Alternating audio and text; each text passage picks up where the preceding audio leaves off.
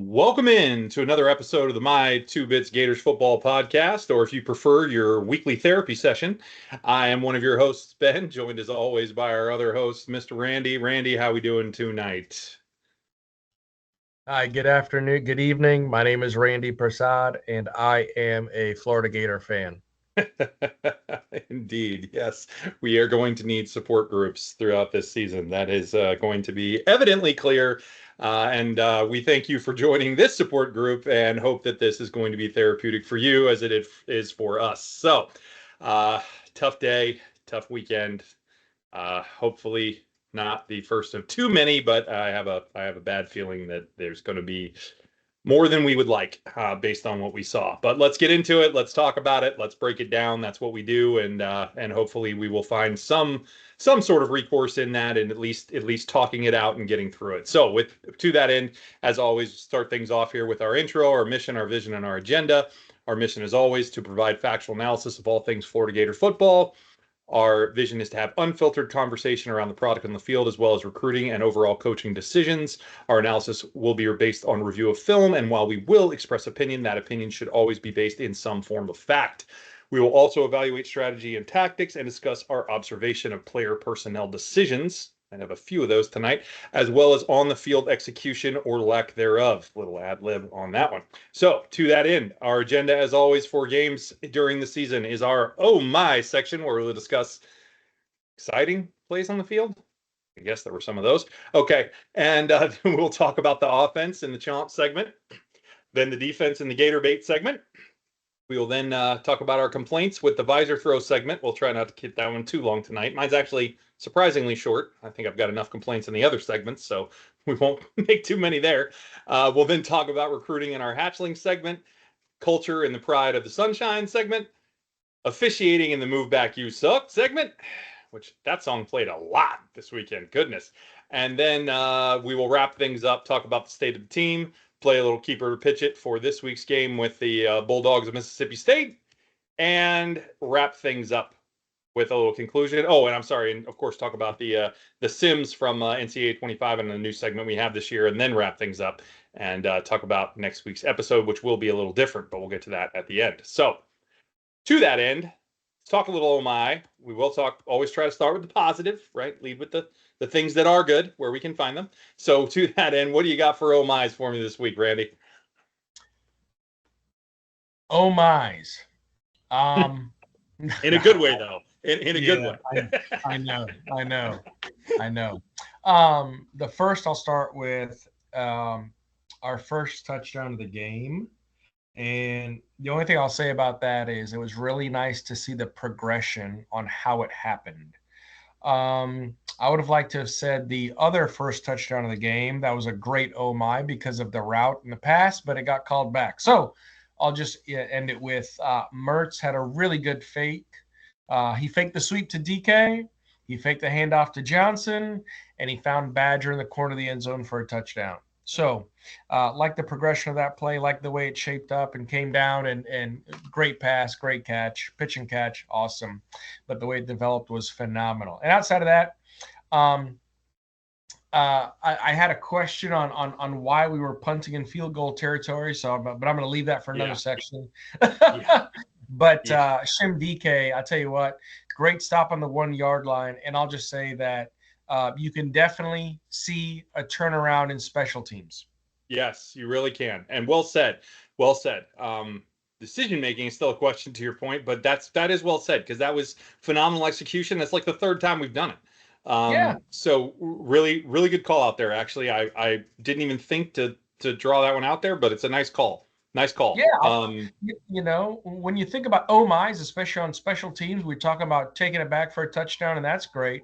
But to pin another team at the 1 yard line, again, Crawshaw gave up some yards on the punt for it, no problem. But to pin the opposing team at the 1, you know, that hopefully builds some momentum and does some good things. In this case, it did not, but that's okay. It was still an oh my for me. What do you got, B?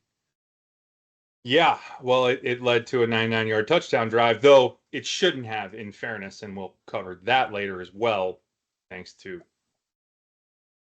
an interesting official ruling, but I can't even call it a call. But again, we'll get there later. I only have two as well. Kind of similar on the first one. I'm actually going to take a page out of your playbook from last week and call a series of plays one oh my. And I'm going to call Mertz's first drive in the second half. I'm going to refer to as an oh my. Now, it's not one play, and this is designed to be one play. But a couple things about this, right?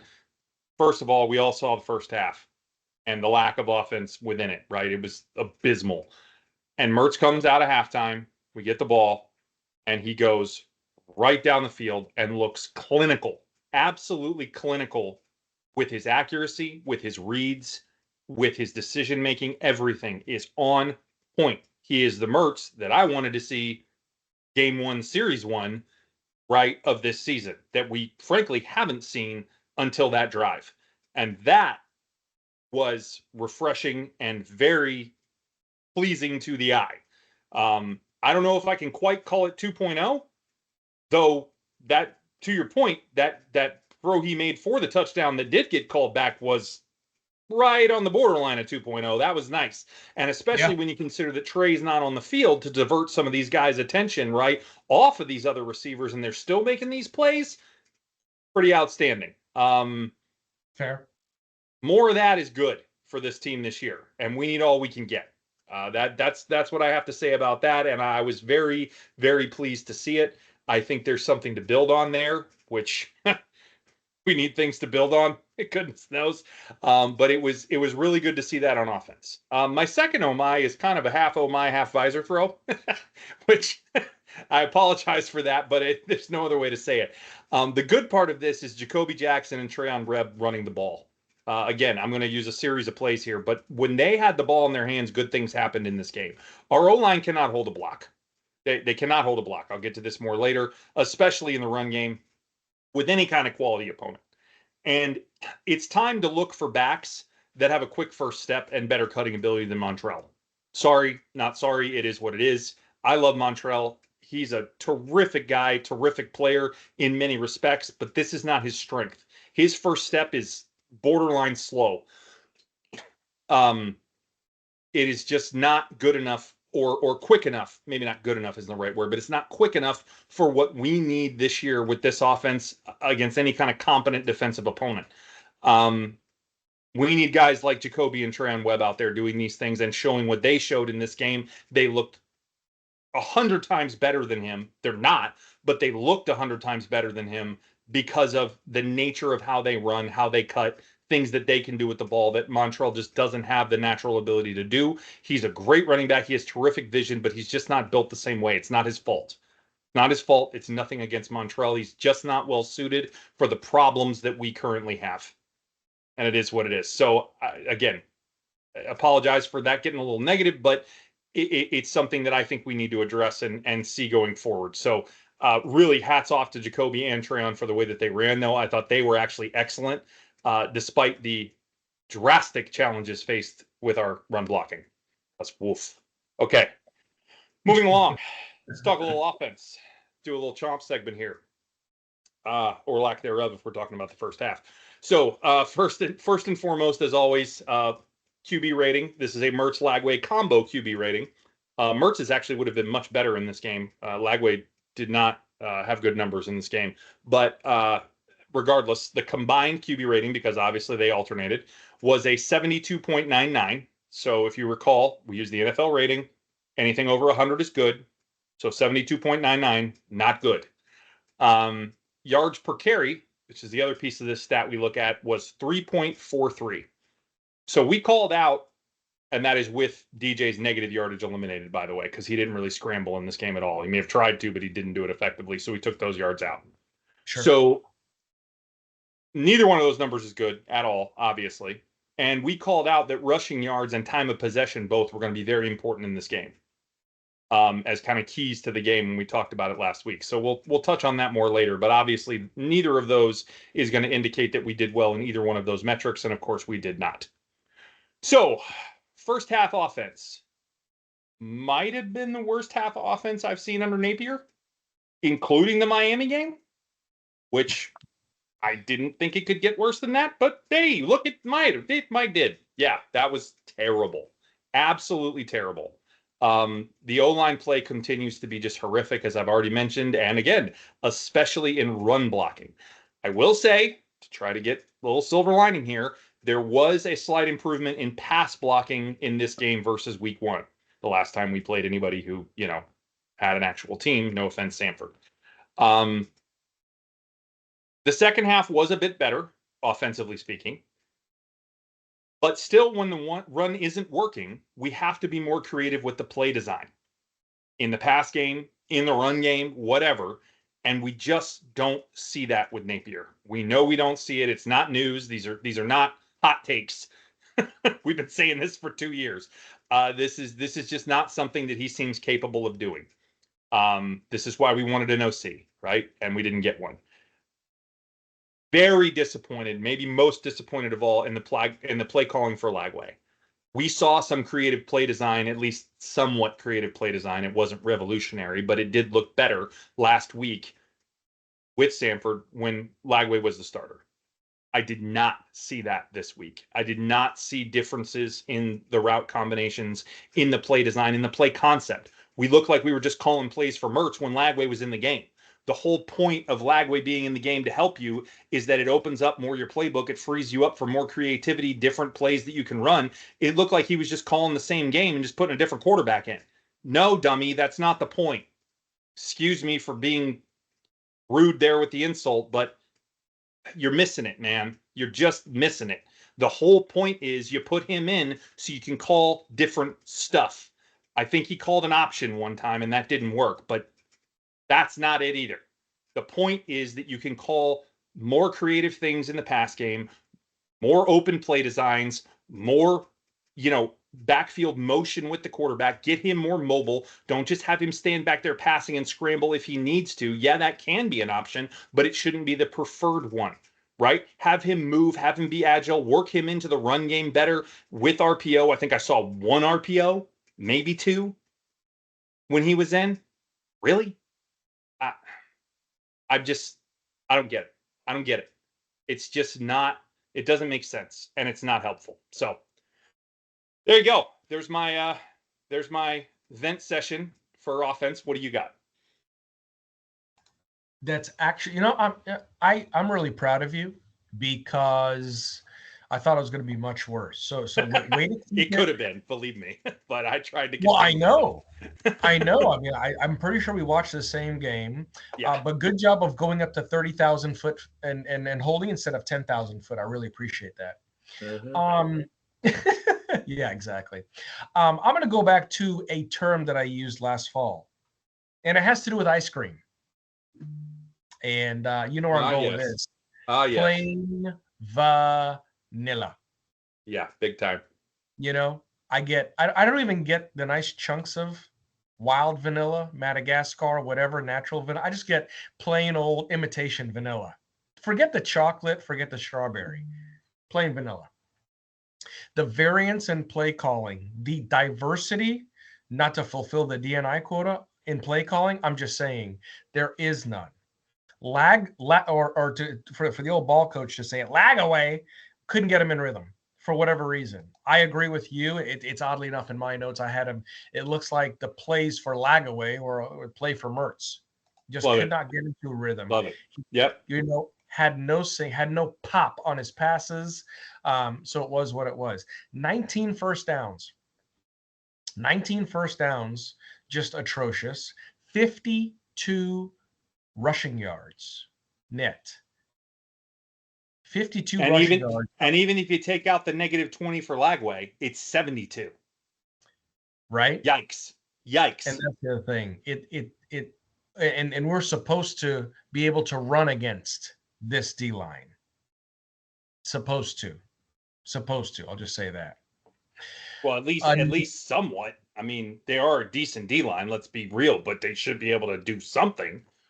Not to the tune of sub 90 yards. I mean, seriously. Sub 75 yards. Okay. Exactly. 301 yards of total offense. Okay, 7 penalties, 65 yards. Of those 7 penalties, you have more than half of them occurring on the offensive side of the football. Okay. And the another game with under 60 plays, 54 plays. And then the one of the biggest indictments that I think we have, regardless of anything else that shows up, right, on the optics and everything else that is, oh baby, time of possession. And Yep. this is something that we did a very good job of last year with some longer methodical drives, but let's be honest, this year is just not happening at all.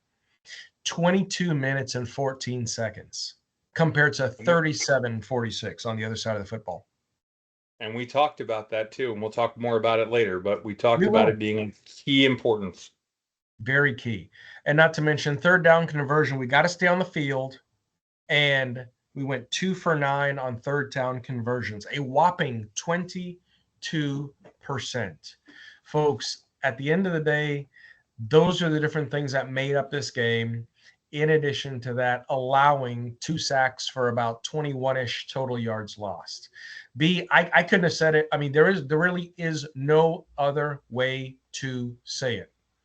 The lack of diversity or diversification when you look at the play calling, the lack of rhythm.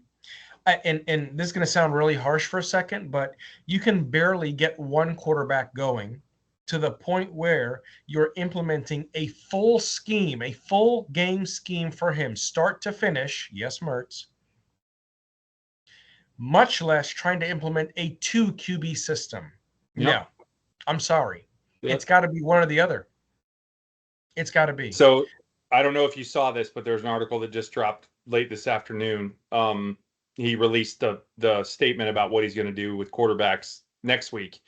And he says he's going to handle it a little differently, where he's going to start Mertz, play Lagway, and then whichever one seems to be going along better, he'll try to ride the hot hand more. You know what? You want to ride the hot hand, that's fine, but it is just it's absolutely terrible when you look at the way that the quarterback room is being handled. Because again, I don't believe we have that bad of a quarterback room. When you look at Mertz's experience and Lagway's talent and cannon of an arm, okay? Yeah, no, I agree. Play calling has to change. Russ Callaway, where are you? Right? What is going on there? What is happening with Enos back there as a offensive? What is he, an offensive analyst? Is that right?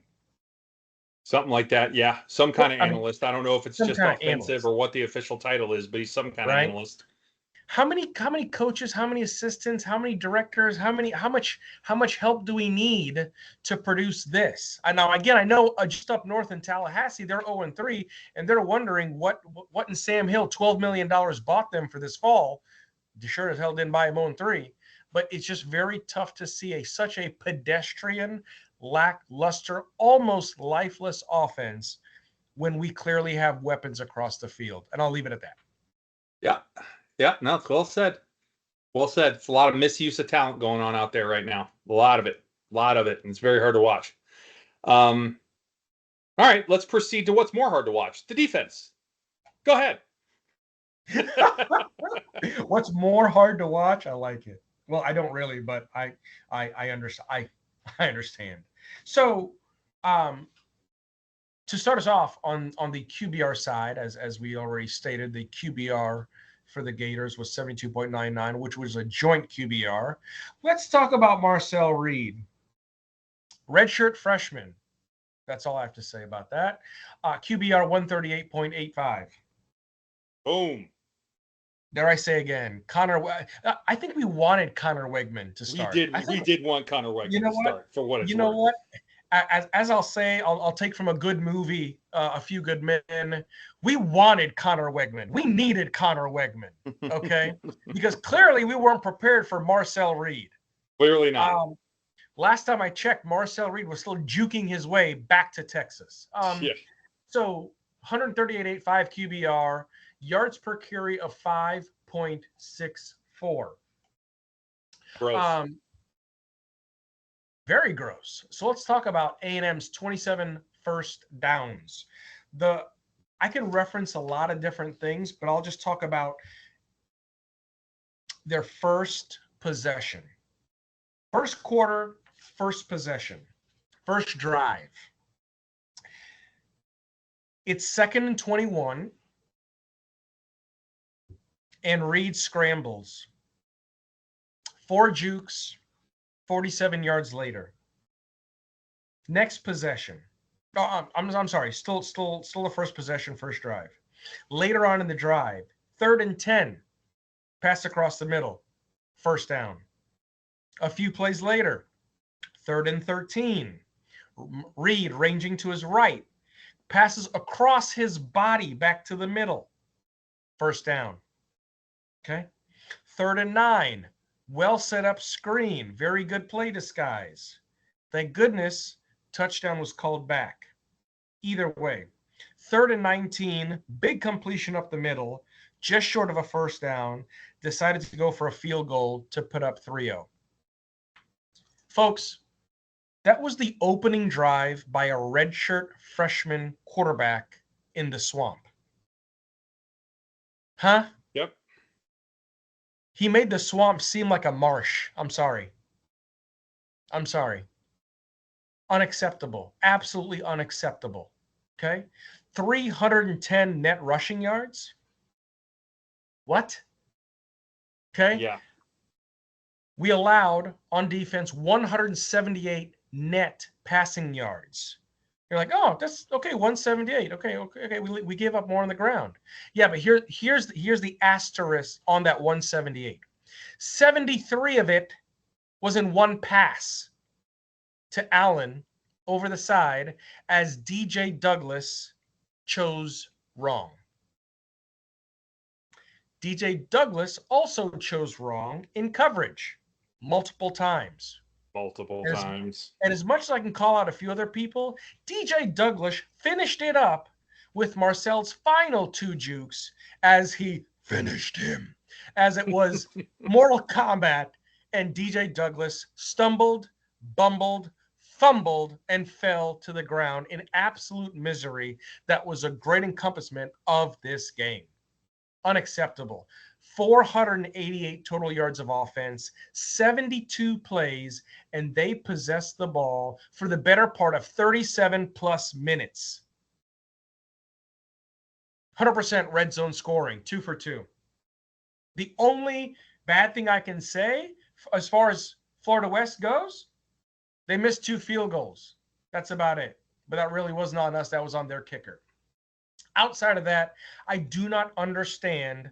We talked about the defensive wins, did we not, be last year? We talked about the winning percentage and what this defense did last year. Again, tough games. We gave up some big plays. I hate to say it, but this year we have absolutely regressed under Ron Roberts. Yes, indeed. I am tired of seeing the camera go to Ron when they talk about the defense. I am tired of seeing him talk out of the side of his mouth to get to the speaker microphone of his headset. It is absolutely disgusting. And it needs a big change. Where is AA? I'm sorry. Because we need his enthusiasm. We need some of his design. And we need his motivation on the sideline right now. Because this defense, it looks like they have taken multiple steps backward. I'll stop there, B. What you got? Man, I love it. I really love it. Not for the right reasons, obviously, but I know. I love your anger about this, because I'm vehemently angry about this defense. As much as the offense is upsetting, I got to say, in a way, I kind of saw it coming. I feel like I've seen it coming. I feel like our offense has been more productive than it probably should have been based on what we've seen on film. I feel like it's been like kind of a smoke screen, right? We've been calling that it's too predictable, that it's too one-dimensional, that there's not enough diversity in the plays, that it's too vanilla, right? These are things we've been saying for a while. And I'm kind of surprised it took as long as it did for other teams to really fully figure it out. I'm not saying they didn't have it figured out completely before now, but they sure as heck got it figured out now, right? You're seeing evidence of it. They know the cues. They know the reads in. on what to do, and they've clearly read the book. And now it's coming, the chickens are coming home to roost on that, and you're seeing the problems that creates. Only when we run stuff that we haven't run, 65 times in the past 4 games, do we have success. Amazing. What do you know, right? To change it up a little, and the defense doesn't know that you're going to run that play, right? Because they haven't seen it 25 times on film the last game. So, that's the problem there, and I can't believe it hasn't been a problem sooner, but for whatever reason it hasn't, and there you go. So it is what it is in that regard. But again, I feel like I kind of had this bad feeling it was coming, right? I was hoping we were going to see different things, but now that we haven't, it's like, okay, well, what'd you expect? But the defense. Huh. You remember our conversations, and if you listen to this pod back at the end of last season, you know that I was very, very hopeful about this defense for this season. I had high hopes for what this defense could do. And I really thought it was going to happen. I mean, I was confident. I was confident that we were going to see this. AA put a lot of stuff together last year, and it was just right there. Like, it was just right there. And as bad as some of the numbers were, they were actually kind of misleadingly bad, like to the point where it was certain things that were skewing the numbers. Because if you looked at certain statistics like first down success rate and second down success rate, we were really, really good. And then you looked at, third down conversion actually was pretty good. We were in the mid 30s last year for what we allowed. It was just those explosives and those missed tackle numbers. Those were the things that messed it up last year. A couple other things too, but really those were the keys. And I was like, man, we just clean those things up, and all of a sudden these defensive numbers are just going to skyrocket. So that's what I'm thinking we have a real chance to do this year, because it's not that hard to just clean those things up. It's really very possible. And then Ron Roberts comes in. And I don't know what happened, because this looks like garbage. This looks like absolute garbage. And I'm straight up right now, I'm done with Ron Roberts. I want him gone today. I want him out. That's where I am with this. This defense is significantly worse than last year for multiple different reasons. First off, the scheme. The scheme is not near as good. It's not near as aggressive. It's not near as well-defined and well-organized and well-planned based on what the other team is doing. And that is by far my biggest issue. We're just trying to be conservative so we don't give up the big play. And then guess what? We have communication problems, and the guys don't understand what they're doing, and we give up the big play anyway, because we have blown coverages left and right. We had 5 blown coverages minimum in that game that I could see on film clearly. There may have been more, because again, we don't have the all 22. We can't see everything. But that's not the first game we've had multiple blown coverages. See Miami. How about see Samford, where we blew at least 3 against an FCS team? Are you kidding me? And last but not least, lack of aggression that makes sense. So you may have seen we had multiple different blitzes in this game. We had multiple different blitzes against Miami. But we're running blitzes that don't make sense. We're running a safety blitz from DJ Douglas in this game way down from the, like, you can see him coming a mile away. If you're going to have him blitz, give a cover 0 look and have him blitz and pull a backer off so that you replace the safety and actually have somebody in coverage. For those who don't know what I mean, in a cover 0 look, you can, when I mean a look, you can have those safeties cheat down before the snap, so they're not in a deep safety look, a too high safety look, right? And then you're having them closer to the line of scrimmage so he doesn't have to run 25 yards to get to the line of scrimmage. So by the time he gets there, the quarterback's like, oh, yeah, I saw you coming, bro. I'm just going to throw it out here where there's nobody over there because I know it was on your side of the field, and I can see I got 3 receivers on this side and only 2 guys to cover him. Easy first down. Cake read. Not hard to deal with. Doesn't make sense. Blitzing that guy is fine. But blitz where it makes sense. Don't run corner blitzes against an air raid. That's what we did against Miami multiple times. 0 drop, quick throw out, right? This is how Ward burned us up and down the field. Not solely how, but it was a big part of the reason. These things don't make any sense. It's fine to blitz. I want you to blitz, but run blitzes that make sense. AA's blitzes made sense for the most part. I didn't see him doing a lot of this stuff. One, we didn't see him running a ton of corner blitzes and safety blitzes. He would run some nickel corner blitzes occasionally against the run, which makes sense. I'm just done. I want AA back. Put him on the sideline, give him the headset back, let him play calls. If Ron stays on the team, he can be a consultant up in the booth. I'm out, man. I'm out. I'm done. And that'll lead us nicely into visor throw. If that wasn't visor throwy enough. So visor throwy? Is that like coin flippy? Maybe, yeah. Visor throwy. Yeah. I'm just making up words all over the place. I don't care. I love it. All right. I've only really got one thing in visor throw, and it's Napier and his job. I know we said Napier's seat wasn't that hot at the beginning of this season, and I stand by that. I feel that take was correct. And I still think that was accurate when we gave you that feedback, if you listened to that pod. However, we never foresaw, ever in a million years, the kind of terrible play we are seeing on the field with this roster. So to that end, to the board, to the UAA, to anybody listening that is related to those groups, for not firing Napier over the weekend, shame on you. This is a mess, and this is the worst football I have seen by far out of a Napier coached team at Florida. So what are we doing? And oh, by the way, it's the best team on paper that we've had. By far and away on both of those scales. Absolutely the worst football, absolutely the best team on paper talent-wise. So the only explanation there is coaching. Period. Somebody is not getting the message across of what needs to be done. I don't care what the players say about game plan. Mertz, I appreciate your culture injection over the weekend there, and your standing up for your coach and everything else. That's an honorable thing to do, but I'm sorry, I'm not buying it.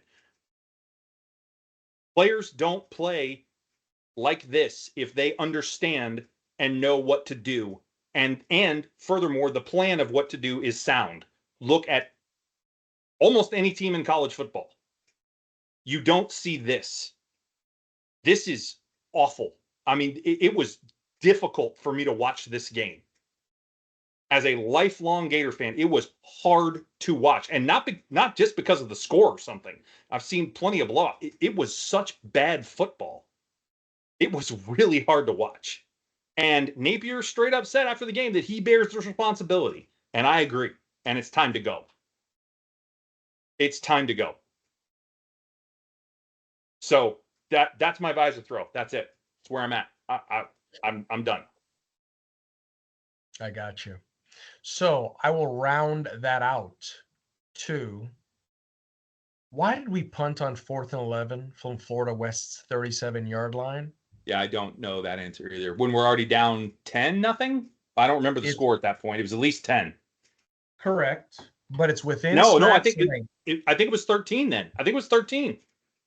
Either way, it was in Smack's range by at least a yard or two. Yep. At least a yard or two. I get the rain, I get that, but you know what? We needed to put points on the board, and that was a viable opportunity to put points on the board and not to be held scoreless in the first half. Oh, by the way, side note, Napier teams have been held scoreless in the first half more than any other coach in UF history. Okay, moving on. We allow Florida West to break their 10-game SEC road losing streak on Saturday. Yeah, we did, baby. Really? Making other teams look good. Napier football. Great. Right? Just unreal. I'm going to put an APB out on an O-line because based off everything that we've heard and the redevelopment and the addition of new pieces and the depth and the strength training and the everything else, I don't think this O-line can block a JV team. No, they did block the JV team. Okay, they just can't block a varsity team. Oh, fair point. Touche. Plus 10 points, B. Plus 10 points. You got me. Folks, this is the first time in 32 years the University of Florida Gators have posted a losing record after 3 games. I'm just going to let that sit in for a second. Oh, yeah, I'm going to let another thing sit in. 27.3 points per game. Second fewest in the SEC, only behind Kentucky? Vanderbilt has a higher point per game average right now than we do. And that stat is totally padded because if you look at points versus real opponents, it's 18.5. I rest my case, Your Honor. Exactly. A comment, a quote. I will quote this. Several people said it within the organization. I don't think I have to say the people. I think we know the people. But the quote is, Florida football, or we are going to surprise some people this fall. Or in other words, we are going to surprise. It's been a surprise, all right. B, I don't know about you, but I don't like this kind of surprise. Nah. In no way, shape, or form. This has been absolutely atrocious. And folks, I get in all kinds of weather, we all stick together. Yes, it's very difficult.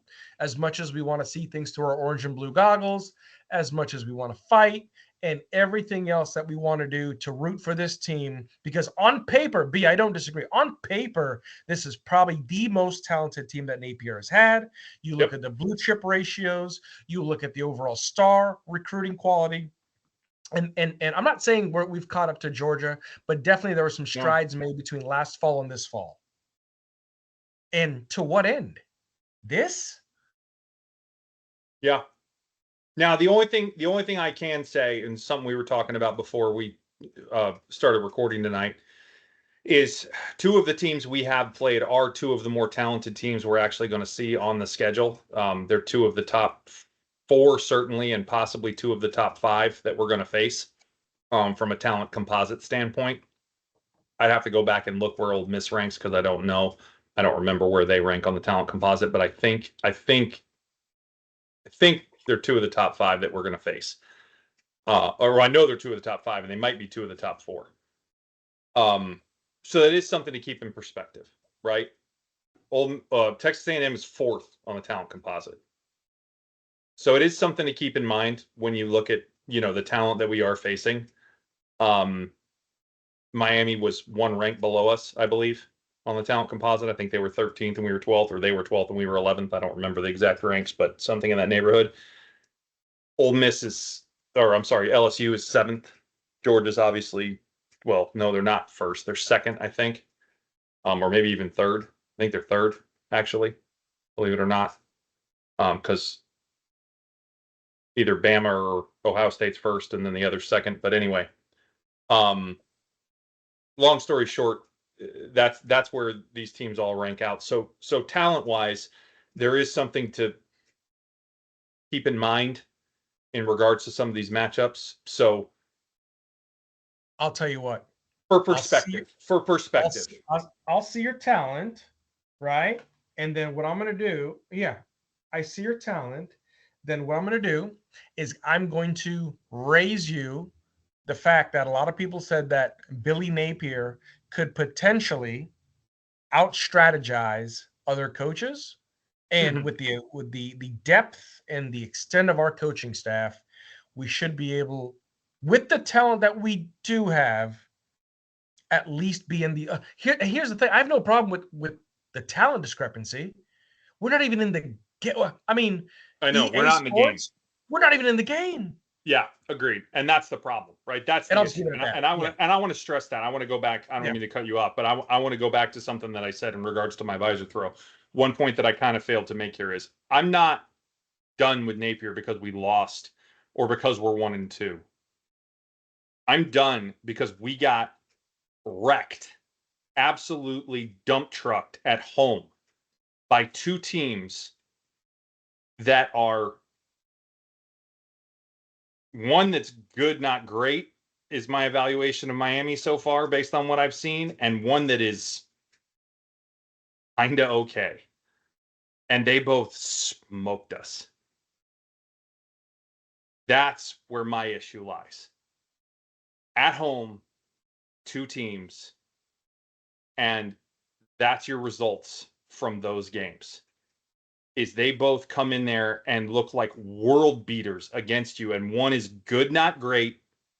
And maybe I'm wrong about that, but I don't think I am. I'm pretty sure they're good, not great, and I think that'll show up once they actually play somebody, which isn't going to happen until at least the ACC title game at minimum, and probably not till the playoff, because their schedule is laughably easy in Miami.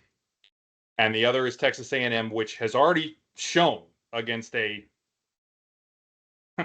decent opponent in Notre Dame, I guess, because they lost to NIU the next week. So, but that these things can happen. But they're a decent opponent, and they showed not to be that much. Now, again, I'll give you the X factor. The X factor was the change in quarterback, and we were clearly not ready for that. But that wasn't the only reason we lost that game. It was not. We would not have. I don't know that we'd have won that game with Wegman the way we couldn't stop their running game. We talked about that being the key. So that's the reason I'm done. That's the reason I'm done. Is because he can't even get us competitive with average teams or slightly above average teams. Talent-wise, again, A&M ranks up there, but they haven't shown that in their play at all yet. And we made them look like world beaters. And when you make teams that are not that good look like world beaters, it's because you're really bad at what you're doing. And that's not okay when you yourself are talented as a squad. That's the end message of what I'm trying to say. So sorry, I know I interrupted and went on a rant, but please continue if you have more. B, I don't wish I did. I think we summed it up pretty good. I mean, it's really hard to shift the optics. It's really hard to put on different glasses. It's really hard to go to the optometrist and look at a different prescription. What we're seeing within those white lines on that field is absolutely atrocious football, period. Yeah. Yeah. Again, it's extremely difficult to even watch. I mean, I'll say this. If we didn't do what we do in doing this podcast, I wouldn't have watched certainly the fourth quarter of that game, and possibly even less than that. And that is something I would have to go back a long time to say, because I don't not watch Gator games. I just don't do it. So that's tough for me to even admit, but it's the truth. I had an impulse to turn it off, and I was like, well, can't do that. So it's rough. It's rough. So anyway, moving on. Recruiting. Multiple recruits again in attendance here to watch us get trounced. It's a great look. Super. Fantastic. Yeah, it's just awesome. It's going to do great things for us. We haven't had reports of losing anybody yet, but I'm sure that we probably actually have, and it just hasn't been released publicly, frankly. This class is going to go from not so good to terrible in a hurry, in my opinion. And when it rains, it pours, just like the game. There you go. That's what I got. You got anything to add to that?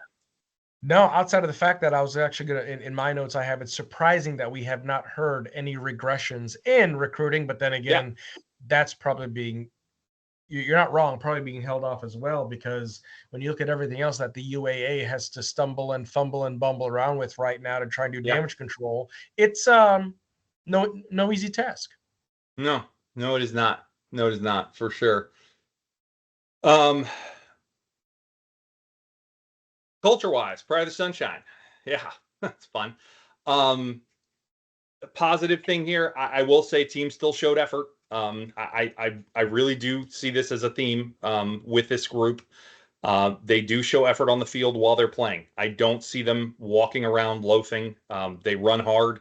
They get after it. They show effort in what they're trying to do, even if they don't do it well, even when they get down. But I will say I don't know if it was the weather or what.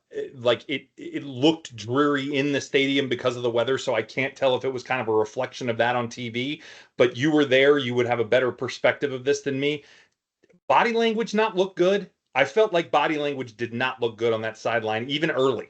Like even early. It seemed like I was seeing stuff that was not looking great from a body language standpoint. Like I didn't see anybody on the sideline trying to rile anybody up when we got down, or trying to, kind of have their head high. And again, maybe it was because it was raining and they were trying to be under tents. I don't know.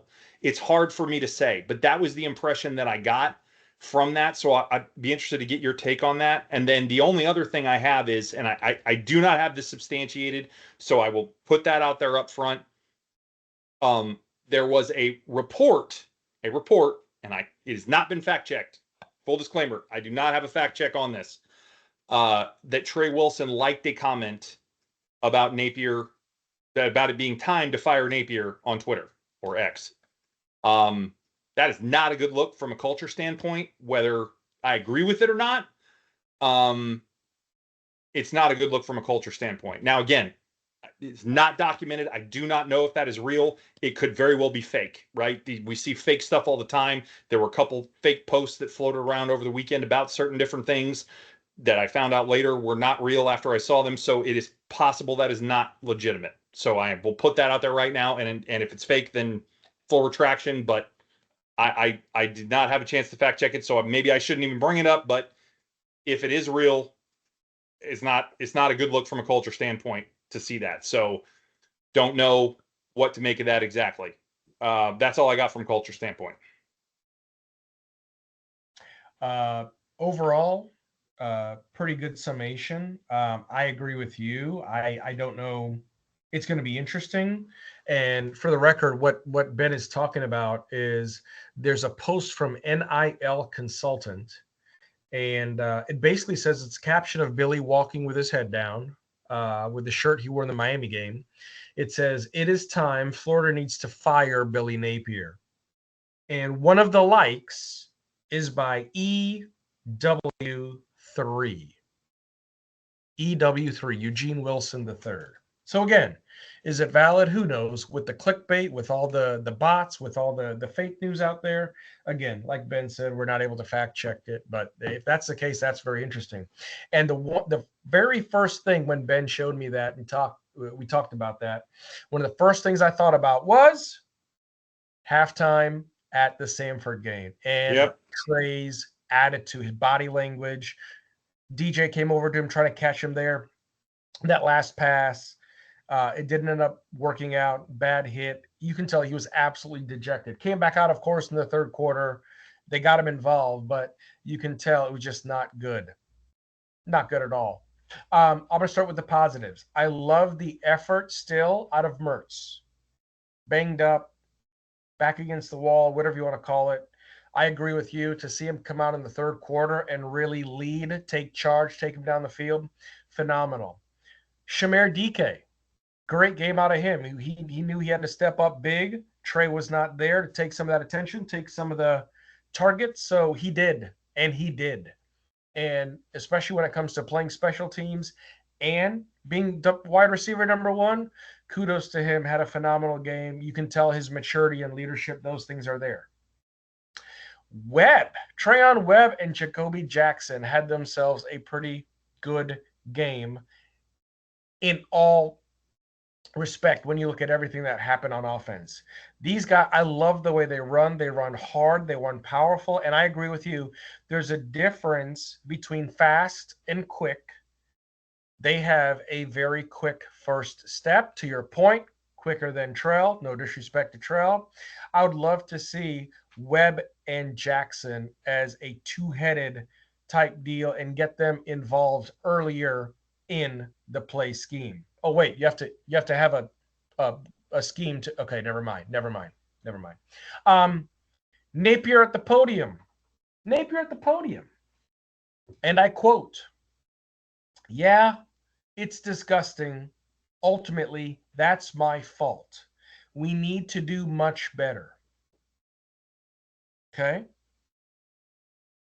At what point in time do you man this football field And this team, through spring practice, through fall, through everything, how do you not see what's unfolding right in front of you? And the fact of the matter is, this did not just happen over the course of a week. This happened over the course of 9 months of preparation. How did we not see this happening? Quote number 2. A reporter asked about the booing. Napier, quote, I probably would have done the same thing. Really? I don't know what it is. At times, I've enjoyed Napier for what he's done off the field, for what he's done with Gatorade, for what he's done with personnel, for what they've done with culture, for what they've done with on the off the field issues, which there are none, essentially. So as far as that goes, the program's been cleaned up. So that's fine. I have no problems there. I have problems come Saturday, and I have problems come the end of the score. As if I'm going to quote the great Bill Parcells, you are what your record says you are, period. Period. We talked about moral victories. We talked about if we can keep it close. We talked about if we can be in these games, have a shootout, have an opportunity, be competitive. Do we pass the eye test this fall? Goodness gracious, no. Far from it. At what point do we allow culture? At what point do we allow leadership? At what point do we allow the accountability of all the things that we've put in place to speak loudly, to help us to right the ship, to correct the course? Where is the pride? I don't know if we can get it back this season. And if we do, players have to take ownership and say, bump this, bump that. We're going to go leave it all out there. Leave it all out there. That's the only way that the momentum, the enthusiasm, the excitement can be retained. They have to do something about it. And if the coaches aren't going to get amped up, if there's going to be accountability, but it's soft and quiet accountability, it's, hey, you missed that block over there. Oh, okay, I'll get it next time. No, bump that. Bump that.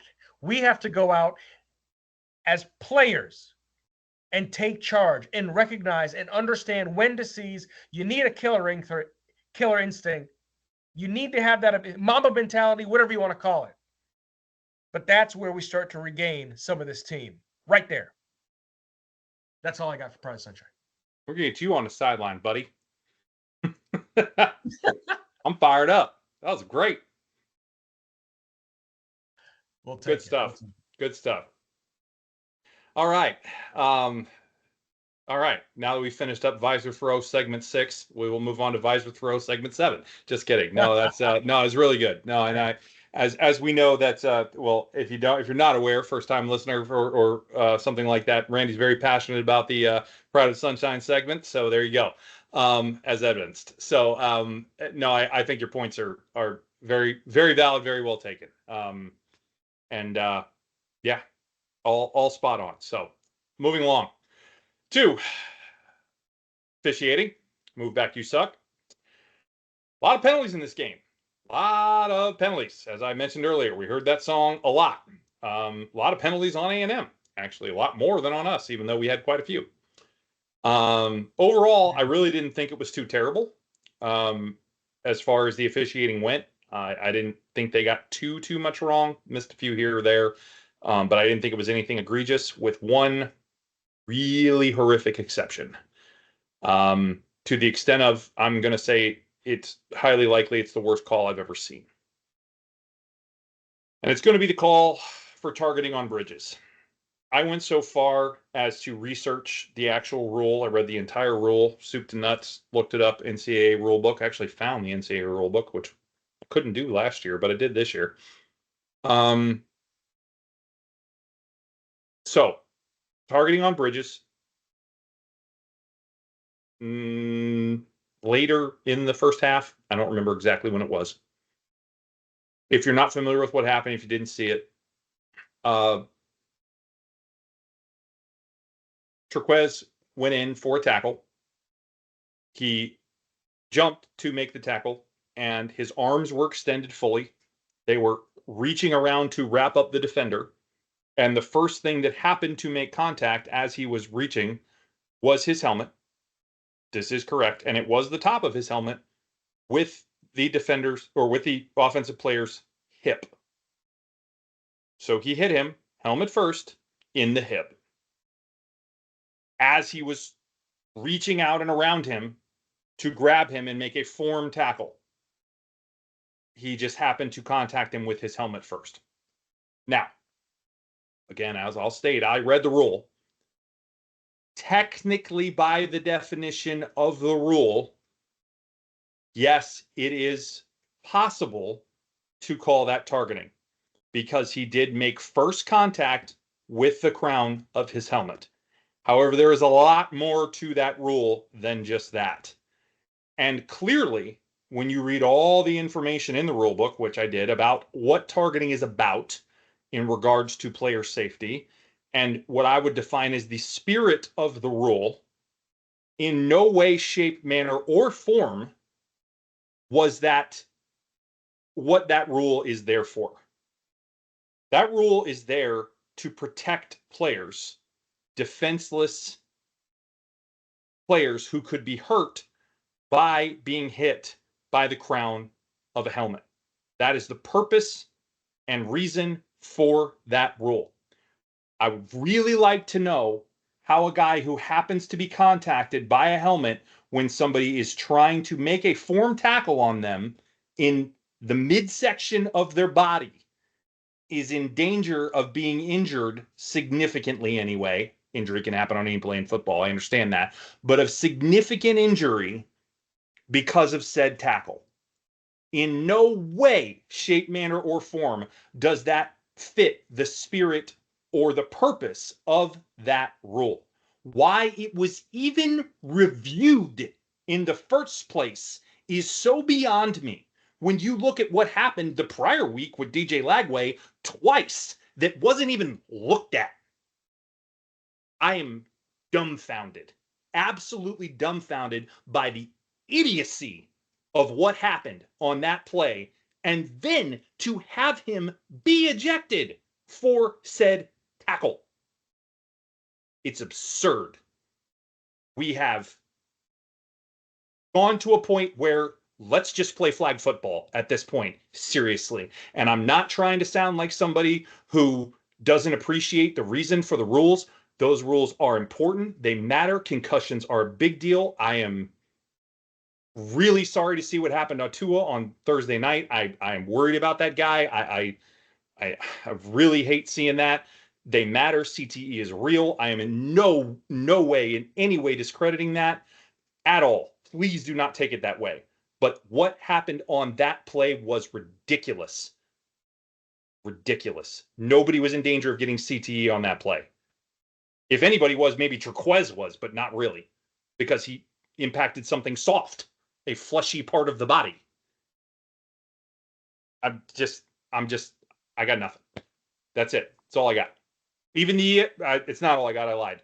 Even the ESPN guest official said, by the letter of the law, yeah, okay, but that's a tough call. So, in other words, what are we doing? Okay, that's all I got. Go for it. First of all, good job going into the rule book. You're absolutely right.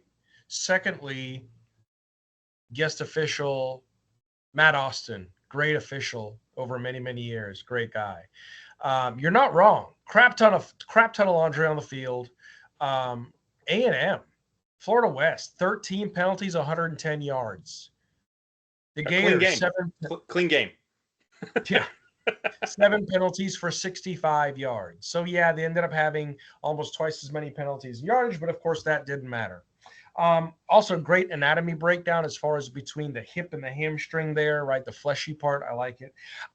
Folks, I don't know. Sometimes when you look at calls, and I get it, right? As an official, I'm only at the high school level. I'm not even at the highest level. And some things are bang, bang. Yes, I get it. But at the same time, let's use some common sense. Let's use some Please. common sense. On a high school football field, you've got 5 officials. Especially when you look at the way that a high school football game is called. In a college football game, you've got 7 officials, plus you've got eyes in the sky, plus you've got Birmingham, Alabama, whatever, where the replay booth is. Seriously? The only one who could have gotten hurt there was Trquez because of the way he kind of crouched down, whatever the case might be. But at the end of the day, his arms were out, wrapped up his legs, just like B said. Helmet, lower part, right, of the hip, down in between the helmet and his shoulder pad. But yes, the helmet got more of it, but still not malicious, not with violent intent, absolutely unacceptable. Never should have been called, ever. And now he's got to sit out half the next game? No, he doesn't, because it was in the first half. Oh crap! Never mind. I apologize on it. That was first half. Okay. That's the only slight piece of relief, but it's ridiculous anyway. You're right. My apologies. So based off of that, what was tough is to see what happened last week. I believe you said it. DJ had 2 hits on him. Neither were called. To the head with another helmet, and weren't even reviewed. That's the thing. That's the thing that kills me. It didn't even get looked at. I can't. If we're going to take it to that level, then we need to be looking at anything that even resembles the possible threat, right? Every game needs to be starting to take about 4 or 5 hours like this one did, and we got to look at everything if we're looking at that. I mean, 6, 7 replays, easy, minimum. Just, I swear, I can't. I just can't. Yeah, I'll tell you that though. A lot of laundry. That's it. One completely egregious call. Moving on. Yes, indeed. And obviously didn't impact the game. So I should have said that. As you said, it's a valid point, but that one just really made me lose my mind. So probably overkill on the explanation there, but I couldn't deal with it. I just couldn't deal with it. It broke every sense of fair play that I have that is very important to me. And for the record, there's 2 reasons we do that segment. One is because of Randy's perspective on it, but 2, it's something I really wanted to keep in, because fair play in the game I find very important. And when we feel that a game is influenced by officials, we both take a huge issue with it. Randy, both because of his background and also because of his sense of fair play, part of the reason he does officiating. But we both have a huge issue with a fair and balanced game being a big part of this. And we know officials try their best to do that, for the most part. But when it doesn't work out that way, we at least feel a need to bring that up, and we'll talk about a little bit more of kind of reasons why we do a couple of things at the end of this that we're going to get into, but we'll leave that alone for now. So moving on to the wrap up. Talk to me. Where do we go from here, bud? Let's kind of get into the next steps for this team, if you can see any. Where do we go from here? Well, we go to Starkville. Yeah, that's where we go. You're right. Yeah. So interesting move by the Board of Trustees. Obviously, they met Sunday morning. Maybe, by the way, I read something from Gators Online, said they could not substantiate that meeting even happened. Okay. Well, I'll tell you what, some damn body met. Okay. whether it was 2 of them, 3 of them, I'm going to sound like LeBron here. Not 1, not 2. Not 2. Somebody met, somebody spoke. There were a series of text messages. There was a text message thread. There was an email thread. You can't tell me within the UAA and the Board of Trustees, no damn body talked on Sunday morning. Okay? Yeah, I think somebody did for sure. Okay. Secondly, regardless of, and this is something B and I mentioned in previous pods, don't just come at me with the problem. Okay, fire Napier. Yep. Napier's on the hot seat. Blah, blah, no problem. Okay, what's the solution? I don't know.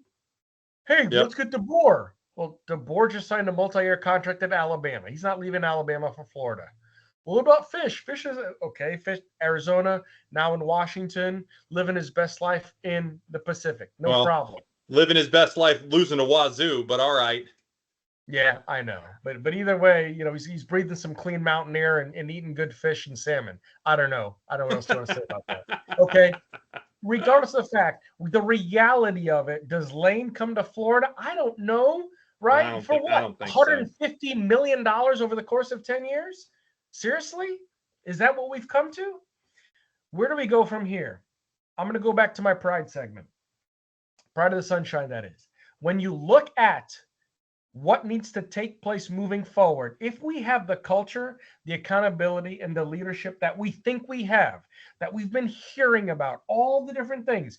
Again, like you said, kudos to Graham for stepping up for his coach. No problem. Okay, got no issue with that, right? But at the same time, are you experiencing the same experience that your fan base is? Okay. We already are paying a lot of money outside of the apparel to show up for home games, everything else that goes into it. And when you look at the NIL component to boot, now you have another delta, an extremely exaggerated delta that we hadn't factored in recent years. So based off of that, the only way I see us turning around this season is when you get sick and tired of being sick and tired. Yes, sir. Right? Yes, sir. And so if Napier's not animated on the side, and that's one of the things that I did enjoy last year about AA, he did juxtapose that emotion, that raw Yes. emotion on the sideline against Billy fairly well, right? We talked about that several times. I want to see some players. I want to Yep. see some players really take it on themselves to go out Yep. there and raise hell. Yep. Even No, I within their agree. own locker room or not. But I want to see a shift in that perspective right there. And the thing that scares me about Starkville is, by the way, it's not Mississippi State. It's not more cowbell. It's a fact that it's an early game. Yep. 11 a.m. kick. Holy Body time, smoke. anyway. 11 a.m. body time, by the way. It's 12 a.m. kick for everybody. Don't get freaked out. Yeah, exactly. So early game, we're just barely waking up, and oh yeah, you got to go out there and play a game. So And we do right not have now, that's we do not have a great history of those recently. not at So all, not at all. And so that's what's tough. I don't know where we go from here. But at the end of the day, if we have as much toughness and grit and mental focus that we're supposed to, that we've been hearing from, yeah, it's well, going I to be have put no to the faith in test. that. So I know. Yeah. That all you got? I rest my case, Your Honor. All right. So I'm gonna bring the depression meter to about an 11 with the first part of what I'm gonna say, but I promise I'm not gonna close with that. So let me get through it. It's gonna get ugly here for a second, and then I'll make it better. So give me a minute. I'm ready. So it's very hard for me to see how we continue in a positive direction going forward after this loss. I called this a must-win game. I felt it was going to be a must-win game for this season to go in anywhere that resembled a positive direction, overall. So I don't see how we continue positively after not just losing, but how we lost and how we looked, right? I don't see this going anywhere but a very, very difficult and long, kind of ugly finish. Any faith that I still had in this coaching staff to help the team bounce back is frankly gone.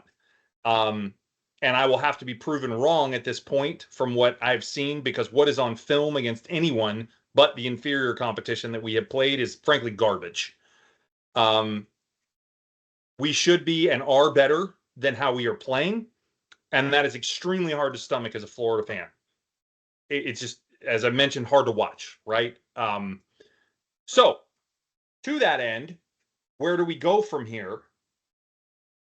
I don't think we go in a positive direction. I think I've made that pretty clear from what I've said. However, here's your sunnier side of the street, and I kind of alluded to this earlier. The talent gap in the next the next 2 games, and then 3 of the next 4 games. Actually, it is the next 4 games, honestly, is in our favor. For the next 4 games, we have the talent gap in our favor. It's just significantly in our favor for 3 of the 4. Tennessee is close. But we are actually more talented on paper than they are. but don't count on winning that game. Let's be clear. They look like world beaters. Of course, they haven't played anybody, in fairness, so we'll pump the brakes on that. Well, NC State's okay. I shouldn't say anybody. But overall, though, the talent gap is different than the first two teams we played, right? One was basically the same, but I think the players on the field probably were more experienced than probably who was on the field that was actually better. We know this team was better. So the sunnier side of the street is the talent gap for Mississippi State is significant versus UCF is fairly significant, and versus Kentucky is decent too, despite what they did to Georgia. But keep in mind, Georgia has not scored 20 points 3 times in the last 4 years, and it was at Kentucky 3 times. So, whatever reason, that's a little house of horrors for them when they go to Lexington. I don't know why. Anyway, moving along. So, again, the positive vibe I can get here is the next 2 games, especially, we win the talent gap pretty handily. Doesn't mean we're going to win the game. Not saying that.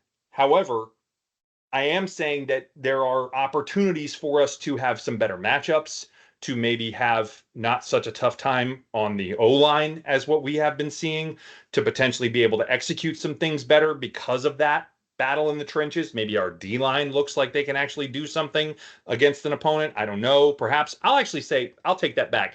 The D-line actually did hit the backfield a fair amount of times. Gums looked decent. I saw Sapp in the backfield quite a few times. We got back there with some of the blitz schemes that we ran when we weren't blitzing a corner or a safety. We just had a very elusive quarterback we weren't ready for this game. But we actually got in the defensive or in the offensive backfield multiple times during this game. So I actually am not totally annoyed with the defensive line play in this game. And I should have probably called that out in the defense, and I didn't. But they don't get an F. So anyway, so that's the sunnier side. Again, the potential for the next couple of games to not be as bad as 2 of these first 3 were is there. I don't know that it's going to happen. Again, I lack some faith, but I will share some interesting things about the sims I ran as well in a minute here when we go through and look at that after we do keep it or pitch it. But it just there are some things that maybe don't look quite as bad. So again, hope for the best, plan for the worst. Probably going to plan for the worst a little more than I have been. Not that I haven't been doing that, but still hoping for the best. So moving along, keep it or pitch it. Last week wasn't good. Randy went 1-2. I went 0-3. We really thought we might do better here. Just for a refresher, we had Florida West converting third downs at 42.9 and UF at 30. UF went down from there. Florida West did not go up from there, I will say that. UF will convert third downs at a higher percentage than Florida West during the game. I kept it. Randy pitched it. Randy was right. We held them to 38.5, which was significantly below their average, which was good. We converted at 22.2. Yikes. So that's a no. So Randy was correct there. I was not. Florida West is averaging 239.5 yards per game rushing through 2 games. UF is allowing 102.5 yards per game. We were doing pretty good on the ground. UF will limit Florida West to under 160 yards rushing. We found that to be a real key of the game because of time of possession. As we mentioned, time of possession, real key to the game, needed to be winning that metric or very close to it. That needed to be real even. We got dominated and then got creamed. Yeah, that was a key metric in this game. And of course, part of the reason why is because they rushed for 310 yards and we got smoked on the ground. Both wrong. We both kept it. We were both wrong. Last but not least, Florida West is currently allowing 317.5 yards per game in total defense. UF will gain over 350 yards of total offense. We, of course, did not. We got 301. We both kept it. We were both wrong. There we go. Moving along. We're going to change how we do keep it or pitch it just a little bit. We have historically done this based on both our performance and the other team's performance. We did not do that this week. We're not going to look at I will tell you, we did look at it after we made these picks just to kind of see where they stacked up. And frankly, if we don't hit at least a couple of these numbers,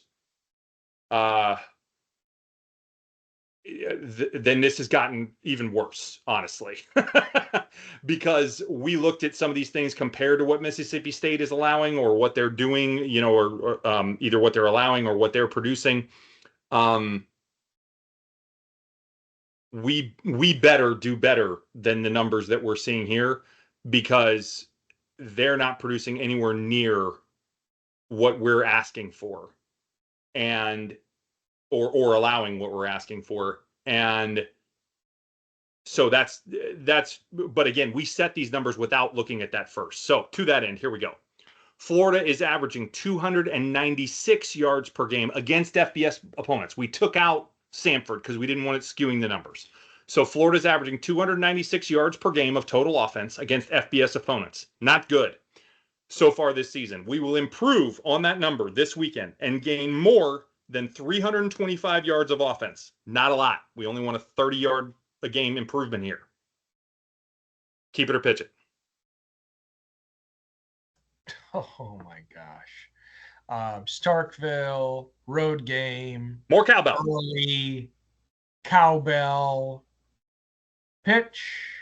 Wow. Okay. I'm keeping it. I'm keeping this one. It's not that much of an increase. They do not have a good defense.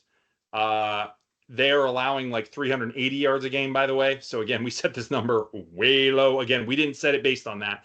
But I think we can do 325. I don't think we'll do a lot more than that, but I think we can do 325. Okay. Florida is allowing, hold on to your hats, 508 yards, 508.5 yards per game against FBS opponents. 508 yards per game against FBS opponents. We will improve on that number this weekend and allow no more than 425 yards of total offense to the Bulldogs, who, by the way, are only averaging about 360 per game. Keep it or pitch it. Yeah, that's going to be an interesting number there. I think we're both gonna, and it's almost going to be like Little Giants versus. Anyways, sorry, we're gonna allow no more than 425 of no offense. More than 425. 426 and you're cooked. You're keeping it. Okay, I'm pitching it. I'm pitching it. I have zero faith in this defense. None. Zip. My ship has sailed on the Rob Roberts experiment. Until it is done, I have nothing. So yeah, I'm pitching it. I think we'll give up a metric ton of yards, which we should not, because this team is not good. But yeah, I'm pitching it. Prove me wrong, please. I'm begging you. Okay, so last but not least, we're going to keep a similar theme to last week with the third down conversions on this one. Florida's currently converting a smoldering 27.6 third down conversion percentage of 27.6. That ranks about 106th, I think we saw. Yeah, killing it. We will improve on this conversion percentage this weekend and get at least 33%, just one third of our third down opportunities. Keep it or pitch it. Well, that's got to be a key to winning the game. And despite the cowbell and everything else, you're saying, okay, at least a third, huh? 1/3. 33%. Well, technically a little less than a third, because I'm not saying 33.3, so 33. Close enough. Okay, technicality here. Technicality, baby. We get it right. We get it right. I'll tell you what. Mississippi State, yeah, you know what? To hell with it. I'm keeping it. Keeping it. All right. So we have our first time where we disagree on every one. I love it. I'm pitching it. Third and Napier in the house. Napier in the house. I'm pitching it. Oh no. Till we have an OC, I'm pitching it. I'm using your patented expression there, because we can't call a third down play to save our life. So I'm pitching it. There we go. All right. So there you have it, and I like it. We're disagreeing on all of them. That's how it should be. Good stuff. All right, we'll see what happens next week. Somebody's going to take a nice little lead, because we are tied up right now. So we'll see how that goes. All right. So sim notes. Yes, very interesting. So I want to share something real quick here. I won't take too long to do it, but I haven't been sharing the results of how these games have been going, because I haven't put much stock in it, but maybe I should have. previously I've run like 20 sims based on different scenarios, 10 with one certain player or certain players in, 10 more with another player in. Like last week, I did 10 with Lagway starting, 10 with Mertz starting because I didn't know who the starter was going to be. Obviously, it ended up being a mix. I did not run a mix. I did for this week, but that was the way that it was set up, was 10 with one, 10 with the other. For the record, we went 3-7 with Mertz as the starter, and 2-8 with Lagway as the starter.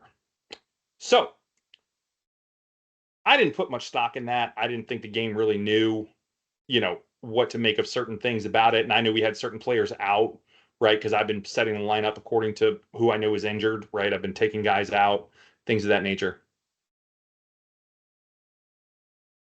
Going back to Miami, we were 4-6 with the correct starting lineup there. So the game has actually done a pretty good job of accurately predicting who the winner would be. Now, it didn't predict that they would be blowouts, for the record. Well, I mean, it had blowouts as some of the results, but not most of them. There was really only one with Miami, and there were a couple with A&M. So it is interesting. It's actually doing a kind of a good job of being a predictive tool. To that end, I'm going to share with you that we went 9-1 in the 10 sims that I ran, alternating quarterbacks on series for this game. 9-1 at Starkville with a noon kick, because you can set all that. Kind of interesting. Again, talent disparity in our favor. Don't know if it means anything. Not saying it will. Not making a prediction based off that at all. Not using it as a predictive tool. But the interesting takeaway was this. There were a lot of stats that came out of it. Varying scores. Some were close. Some were not close. We had several blowouts. And what was interesting about it was the rushing number. So the average rushing yards per game for us was 203.8. However, the more we ran for, the more rushing yards we produced, the more we won by. There was a direct correlation.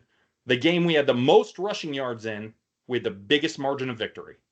And one of the games we had the least rushing yards in, we actually lost, though there was some turnovers going on there.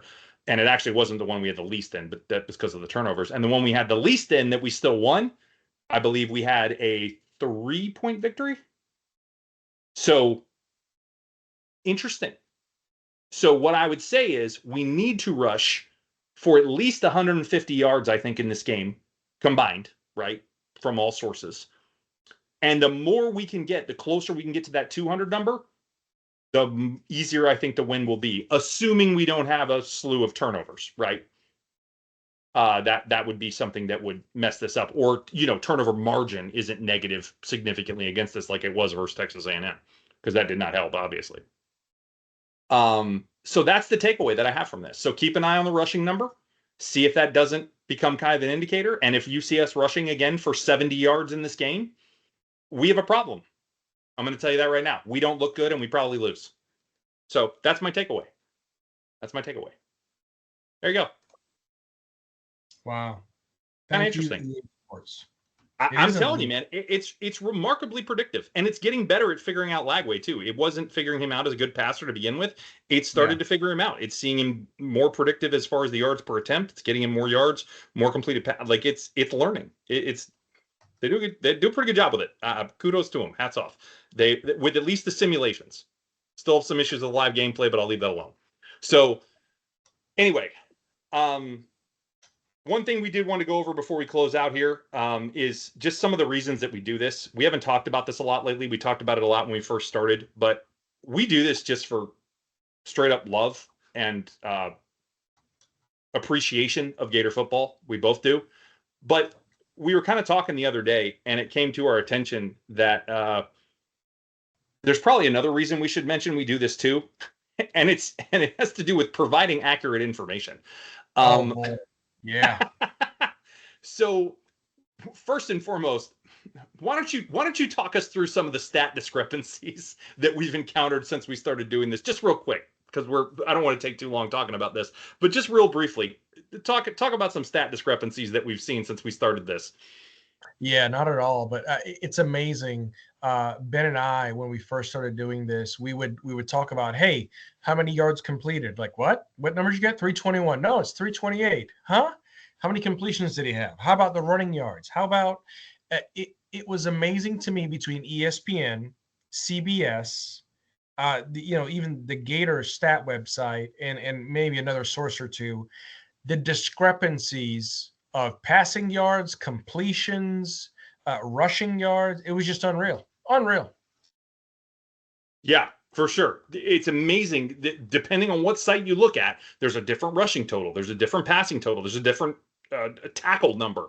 It's wild. There's a different person who got credit for the tackle. So it's remarkable. But having said that, one of the things that we also notice in reading multiple different articles, which we do in regards to research for this and just general knowledge of things that are going on, is the amount of, I could be nice and call them typos, or I could be less than nice and call them errors, because they're really beyond typos. They're really just errors that are in sports articles today.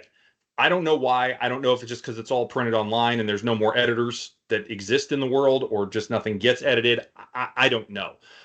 But it kind of goes back to the fact checking thing we were talking about earlier. We try very diligently to provide information that is accurate and correct with what we bring to you. That's why we base things on film analysis. That's why we say at the beginning that we want things to be backed in fact, right? That's a very important thing to the whole theme of this pod. And we think it's really important because, unfortunately, when you go out there and you just read something, I hate to say it, but it's highly possible that what you're reading is wrong. And I don't mean that because I don't think it's intentionally wrong, for the record. I don't think people are doing this maliciously, but we read things all the time that are just flat wrong. I read something the other day that gave Jordan Castell the credit for the only interception that Florida has on the season. And that is wrong. Yeah. No. That is incorrect.